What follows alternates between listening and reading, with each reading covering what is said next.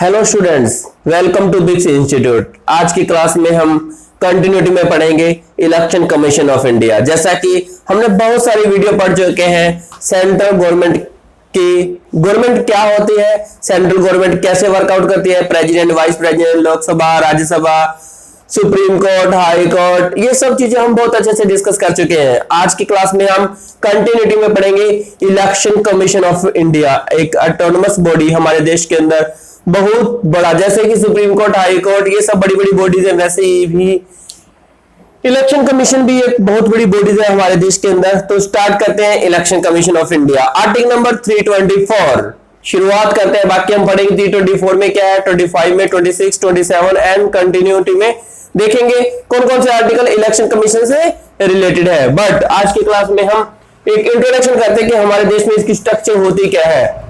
Okay, तो election commission of India article number 324, article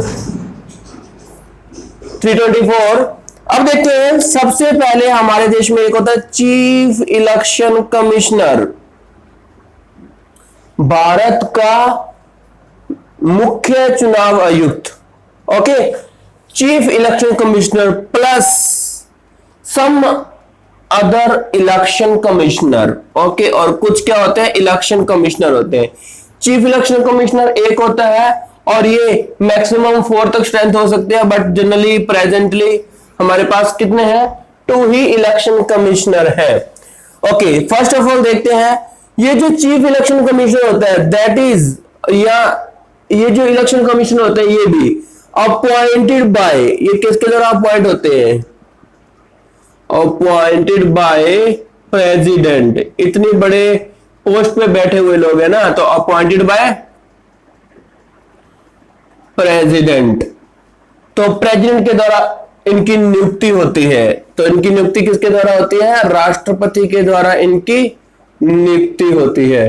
okay, उसके बाद देखते हैं कि ये लोग कौन होते हैं, राष्ट्रपति किनकी नियुक्ति करता है। एक्चुअली क्या होते हैं, ये retired IAS officer, IRS officers, IFS officers होते हैं, जिनको बहुत ज्यादा एक्सपीरियंस होता है।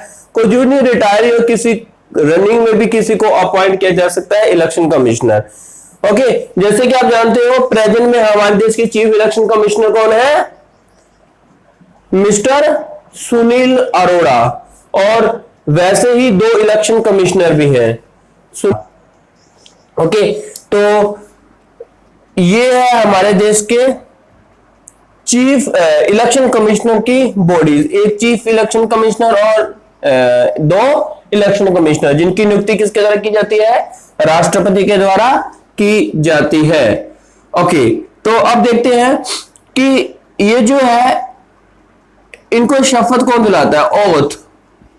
ओथ भी किसके द्वारा होती है, प्रेसिडेंट के द्वारा होती है। ओके, उसके बाद इनका जो टेन्योर होता है वो कितना होता है, इनका टेन्योर होता है 6 ईयर, या फिर आप उनकी एज है 65 ईयर हो जाए, दोनों में से जो भी चीज पहले हो जाए, या फिर उनको बने को कितने साल हो जाए, 6 साल, या फिर उनकी उम्र पहले 65 साल हो जाए। तो दोनों में से जो अर्लियर होगा उसके अकॉर्डिंग उसका टेन्योर खत्म हो जाएगा। अब मेथड ऑफ रिमूवल देखते हैं, जो इनको हटाया कैसे जाता है। मेथड ऑफ रिमूवल हटाया कैसे जाता है, जो हमारे देश में चीफ इलेक्शन कमिश्नर है, जो हमारे देश में चीफ इलेक्शन कमिश्नर है, इनको जैसे हमारे देश में सुप्रीम कोर्ट के जजों को हटाया जाता है, जैसे हमारे देश में राष्ट्रपति को हटाया जाता है, वैसे ही इसको हटाया जाता है। ओके, तो इसका मेथड हमने क्या पढ़ा था, impeachment by the 2/3 majority of the Lok Sabha and Rajya Sabha के द्वारा ही जो हमारे देश के जो इलेक्शन कमिश्नर है, चीफ इलेक्शन कमिश्नर है, उनको हटाया जाता है। तो method of removal, chief election commissioner is removed by impeachment. इनको कैसे हटाया जाता है, महाभियोग के द्वारा हटाया जाता है।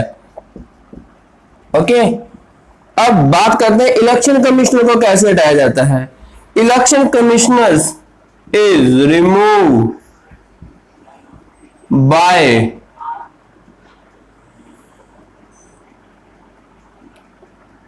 प्रेसिडेंट ऑन द रिकमेंडेशन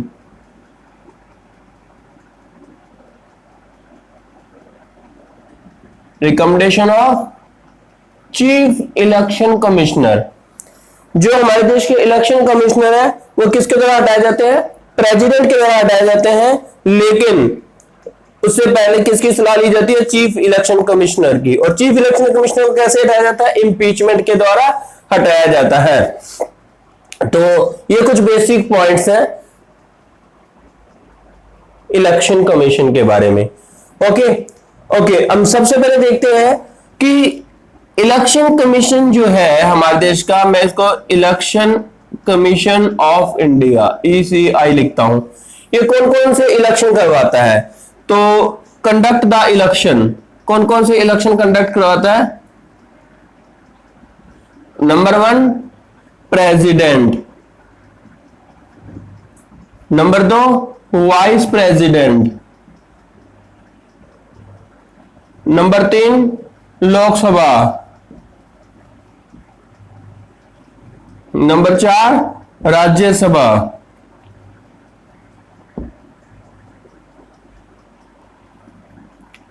उसके बाद नंबर 5 स्टेट की जो विधानसभा होती है जिसे कि लेजिस्लेटिव असेंबली बोलते हैं, विधान याद रहे इसीलिए मैं MLA लिख देता हूं स्टेट में। और last one is Vidhan Parishad, इसको बोलते हैं MLC, इसके जो मेंबर होते हैं दैट इज कॉल्ड MLC। तो only these 6 election are conducted by the election commission of India. President के इलेक्शन होते हैं, हमने लास्ट क्लास में पढ़ा था कैसे कैसे इलेक्शन होते हैं, वाइस प्रेसिडेंट के इलेक्शन, लोकसभा, राज्यसभा, ये चारों चीजें हम ऑलरेडी पढ़ चुके हैं।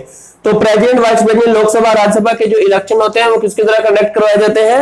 इलेक्शन कमीशन ऑफ इंडिया के द्वारा। उसके बाद अभी नेक्स्ट क्लासेस के अंदर हम पढ़ेंगे विधानसभा, विधान परिषद। विधानसभा, विधान परिषद के इलेक्शन भी जो होते हैं वो भी स्टेट, जो हमारे सेंटर का जो इलेक्शन कमीशन होता है, या मैं ऐसे भी कह सकता हूँ इलेक्शन कमीशन ऑफ इंडिया होता है, उसके द्वारा कंडक्ट करवाए जाते हैं।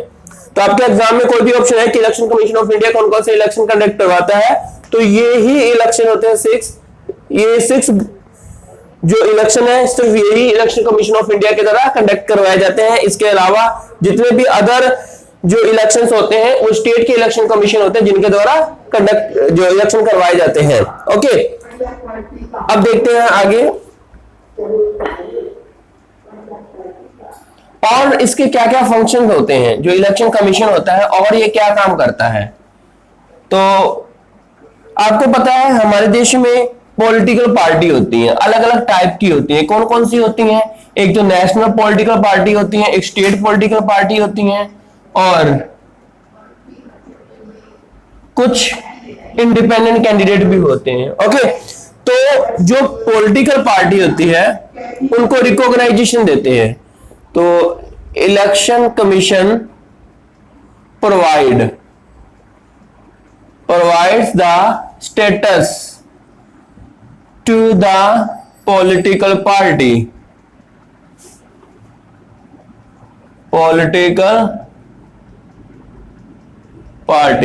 जितने भी हमारे देश में पॉलिटिकल पार्टीज हैं उन सबको स्टेटस प्रोवाइड करता है कौन? Election commission. स्टेटस का मतलब क्या है? उनको जो है ये बताता है कि कौन सी नेशनल पॉलिटिकल पार्टी है, कौन सी स्टेट पॉलिटिकल पार्टी है। बाकी इसके बारे में ज्यादा डिस्कशन हम एक सेपरेट वीडियो के अंदर डिस्कस करेंगे कि पॉलिटिकल पार्टी के जो टाइप है और वो हमारे देश में जो नेशनल पॉलिटिकल पार्टी और स्टेट पॉलिटिकल पार्टी बनने के लिए क्या कंडीशन होनी चाहिए। बट फिलहाल हम इसके अंदर ये देखना है कि election commission provides the status to the political party. उसके बाद द मेन एम इज, जो इलेक्शन कमीशन है उसका मुख्य उद्देश्य क्या है? फ्री एंड फेयर इलेक्शन, बिना किसी धांधलेबाजी के चुनाव कंडक्ट करवाना। ये काम किसका है? इलेक्शन कमीशन का। ओके, यदि कोई भी व्यक्ति या पार्टी यदि जो है वो रिश्वत लेती पकड़ी जाए या किसी के खिलाफ जो है जो जैसे अपनी वोट शेयर को बढ़ाने के लिए पैसा देते हैं, यदि ऐसा कुछ इलेक्शन कमीशन को पता चल जाए तो इलेक्शन कमीशन उसके खिलाफ कार्रवाई करता है। और कार्रवाई में क्या करता है, जो मेंबर होते हैं उनकी मेंबरशिप को रद्द कर देता है। ओके, तो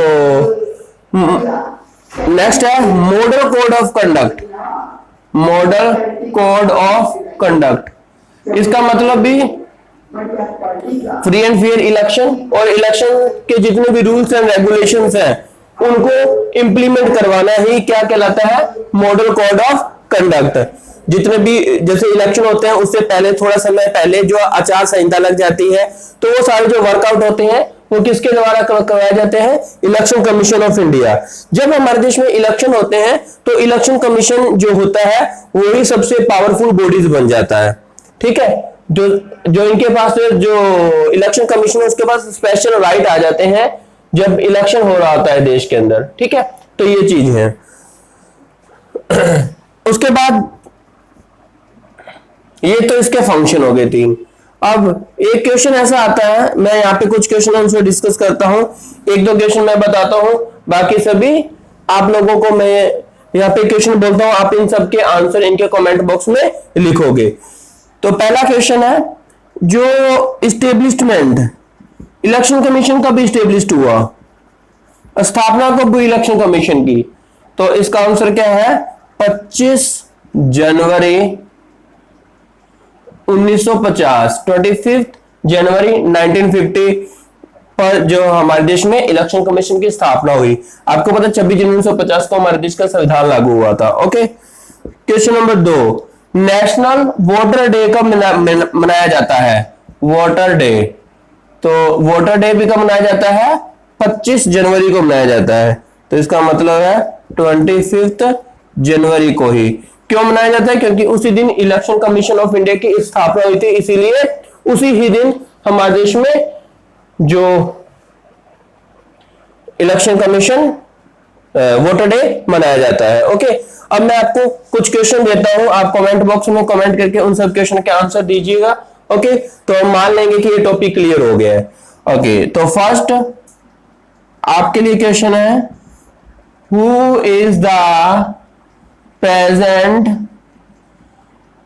chief election commissioner and election commissioner of India. Bharat के वर्तमान में जो है इलेक्शन कमिश्नर और चीफ इलेक्शन कमिश्नर कौन है, ये इसका आंसर आप इसके कमेंट बॉक्स में लिख के दोगे। Answer question number 3। ओके, तो क्वेश्चन नंबर 4 है, who is the first chief election commissioner of India, who is the first chief election commissioner of India. Bharat का पहला इलेक्शन कमिश्नर कौन था, आप कमेंट बॉक्स में लिखोगे। Question number 4 answer is this one. और next, EVM electronics voting machine, EVM से सबसे पहले हमारे देश में इलेक्शन कब हुए, इन विच ईयर। आपको यहां पे ईयर बताना है जिसमें सबसे पहले शुरुआत हुई, स्टार्टिंग ईयर आपको बताना है, स्टार्टिंग। और दूसरा क्वेश्चन आप लोगों को यह बताना है कि किस ईयर के अंदर, क्वेश्चन नंबर 6 है, किस ईयर के अंदर पूरे देश में ईवीएम से इलेक्शन हुए, all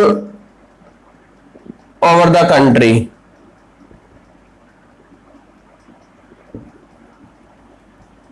all over the country में जो इलेक्शन है वो एक साथ ईवीएम मशीन के द्वारा कब हुए, तो ये क्वेश्चन है।